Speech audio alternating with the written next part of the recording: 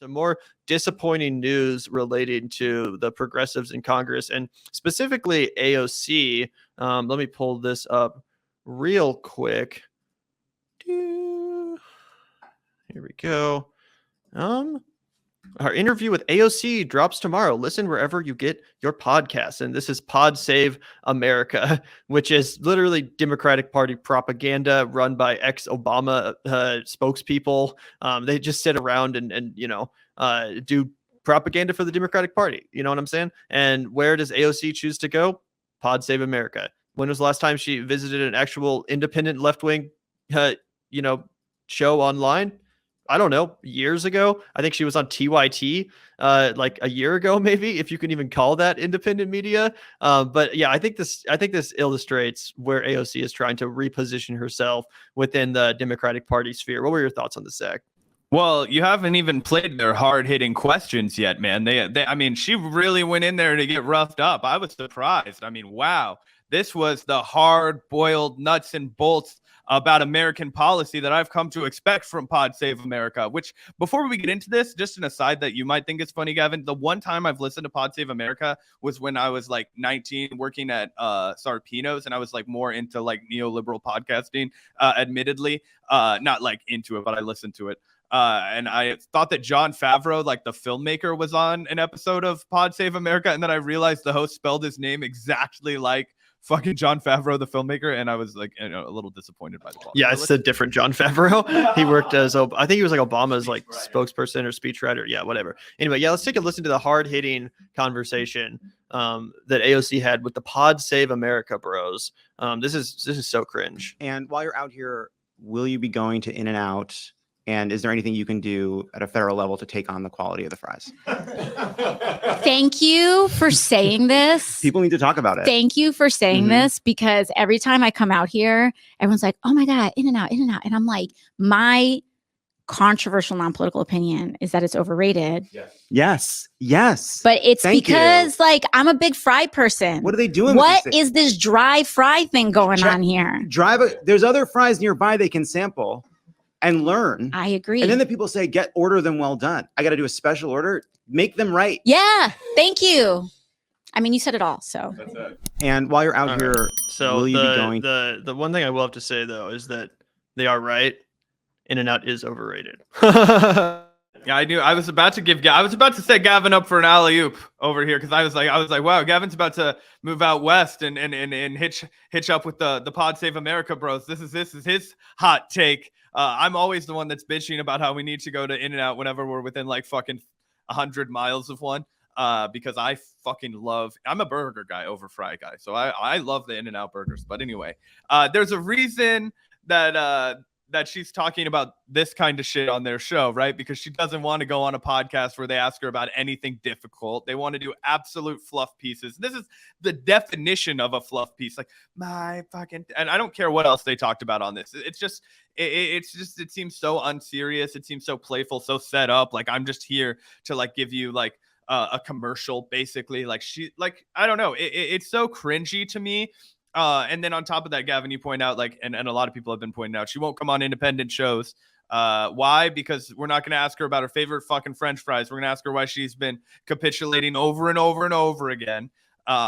She hasn't been forcefully opposed to the, war in Ukraine. Why haven't you? Like, what's your response to Pramila Jayapal doing this? Like, do you feel, like her leadership is effective in this time? Like, ask her tough questions that are polite. She won't answer those. She doesn't want them. She wouldn't come on anybody's show to talk about force the vote. Took an NFL football player to tweet at her before she ever even fucking responded to the idea.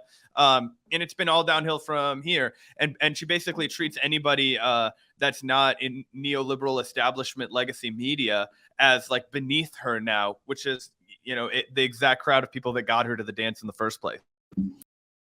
Anyway, yeah, and just to address the criticism, some people are saying like, oh, like you only are criticizing her because she went on a show you didn't like, et cetera, et cetera. That's not true. If AOC was going on left-wing independent media shows and actually, empowering the left-wing independent media ecosystem, which is vital to a progressive movement. What do you think popularized Bernie Sanders? Why do you think Bernie Sanders became the phenomena that he did? It's in large part thanks to the independent left-wing media ecosystem for hyping him up, because the mainstream media wasn't giving Bernie Sanders any attention. Any attention they were giving him, for the most part, was negative. So it fell to the lefty independent shows on YouTube and other platforms to hype him up and get him, the kind of momentum that he needed. Same with AOC. A big part of the reason why AOC was able to gain the momentum necessary to defeat Joe Crowley was thanks to the positive coverage she was getting, the interviews and exposures she got from independent left-wing shows. And if she was still going on those shows and allowing herself to be held accountable by actual independent left-wing journalists and commentators instead of corporate fucking hacks, then I wouldn't actually care about this at all. Again, if she was actually going on independent left-wing shows and she also happened to go on Pod Save America, I would not be criticizing her. I think that's totally defensible. In the same way that I think, despite his flaws, I give a lot of credit to Ro Khanna for going on independent left-wing shows. He does that all the time. He'll go on Breaking Points. He'll go on Bad Faith. He'll go wherever.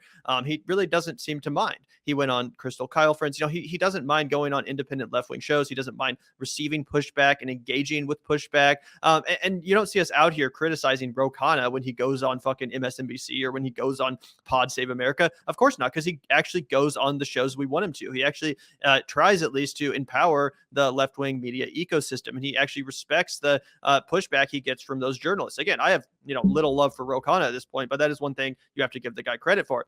AOC doesn't do that at all. Again, I think the last time she was on one of these shows was maybe TYT, which isn't really even independent. Maybe the Majority Report, like a year ago. She went on Hassan Piker's Twitch channel like 3 years ago now, maybe 2 years at the least. But she does not make the rounds on independent media. She seemingly has no regard or respect for the kind of pushback or accountability that would provide her, even though, again, these are the spaces, these are the commentators that very much so helped her get elected in the first place. So it's not just that she went on a show I didn't like. It's not just that I'm criticizing her for engaging in a more mainstream platform or a more mainstream space with more, corporate hosts. Obviously, that's part of being a politician. I'm not saying that she should never go on Pod Save America. The problem is, as I said here, she's hanging out with these fucking losers instead of ever going on independent left shows. And that's not to say she has to go in the fucking Vanguard. I'm not deluded enough to think that she would, spend her time talking to us. But there's a bunch of shows out there that would really enjoy having a thoughtful and totally respectful dialogue with AOC. I mean, she doesn't have to go on fucking Jimmy Dore. I get it. But she could go on Bad Faith. She could go on Breaking Points. She could go a lot of places to have a really good, respectful, and productive discourse about the policy decisions she's making, about the progressive movement and its standing, about her role in the progressive movement, about the kind of strategies she's considering. And as David Sirota here says, I think it's really something that elected left leaders will eagerly be interviewed by corporate Democrat hosts who created the neoliberalism that destroyed the left, but rarely ever accept interview requests from actual left outlets that might ask real questions. And again, David Sirota's has an outlet himself, The Lever. I think he would probably absolutely love to get a conversation with AOC and ask her some of these tough questions, but David Sirota would be totally respectful about it. He would be totally professional about it. But even fucking David Sirota, the guy who wrote Don't Look Up and was nominated for an Oscar, even she won't fuck with him. She won't fuck with him. Only the Pod Save America guys. This is so disgraceful. Yeah, look, and that's the dead giveaway, right? This isn't about how established you are. This isn't about how many viewers you reach. This isn't about, any of that, right? David Sirota is married to a Colorado politician and has been a journalist for fucking decades, that runs his own outlet that's broken important stories numerous times throughout his career. And he has a second career as a very successful Hollywood screenwriter. Okay. This is a guy that you can be like, okay, it's hard to be more credentialed than he is and still maintain an independent career path, right? I think you could say the same thing for Crystal and Sagar, right? They have a massive audience. Crystal was a host on MSNBC. She's run for Congress. Sagar was a White House correspondent. These people are established, but now they're independent. And if you throw up this tweet from Brianna Joy Gray, a friendly reminder that things used to be a little bit different with AOC. Like, the implication that this is about wanting people on our own shows is laughable. I interviewed, this is Brianna Joy Gray. She interviewed AOC in front of the biggest South by Southwest audience ever. Okay. So this is a woman that's clearly qualified to have an engaging conversation with you. She was Bernie Sanders' press secretary. Okay. At that point, you thought she was well worthy of a conversation, right?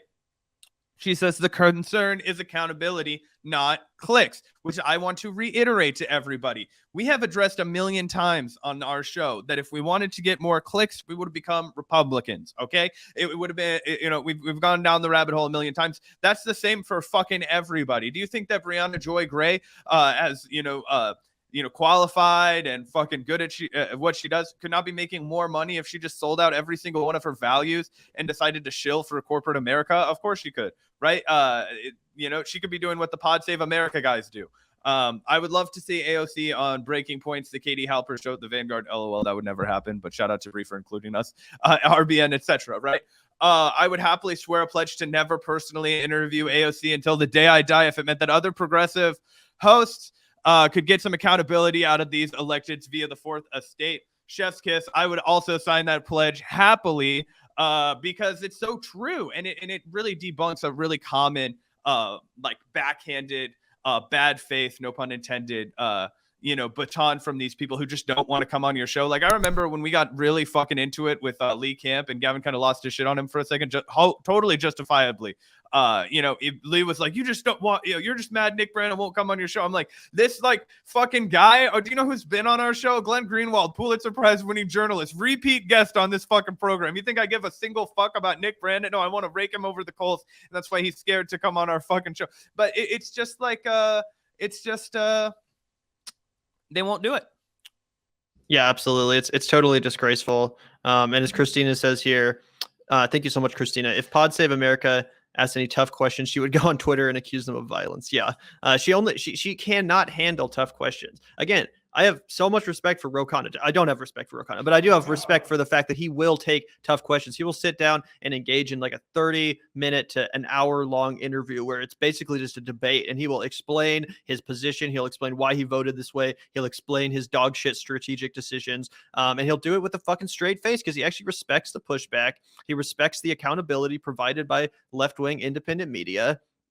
And it's just the right thing to do. Instead of showing fucking disdain for the progressive movement that got you elected, which AOC does, he actually at least respects them enough to engage in a conversation and to explain the way he's thinking about stuff. As a public fucking official, as a civil servant, you owe the public an explanation for the way you're thinking about stuff, for the way you're voting, for the strategies you're deciding to pursue and the strategies you're deciding to not pursue. This is the most basic level of fucking accountability for a politician. And the fact that AOC, again, repeatedly shows nothing but absolute fucking disdain for the people that got her elected, for the movement that got her elected, and refuses to face even the smallest bit of, professional accountability from someone like fucking David Sirota. Again, we're not even talking about fucking Jimmy Dore or whatever. We're talking about David Sirota. We're talking about Brianna Joy Gray, the people that were part of the fucking Bernie Sanders movement.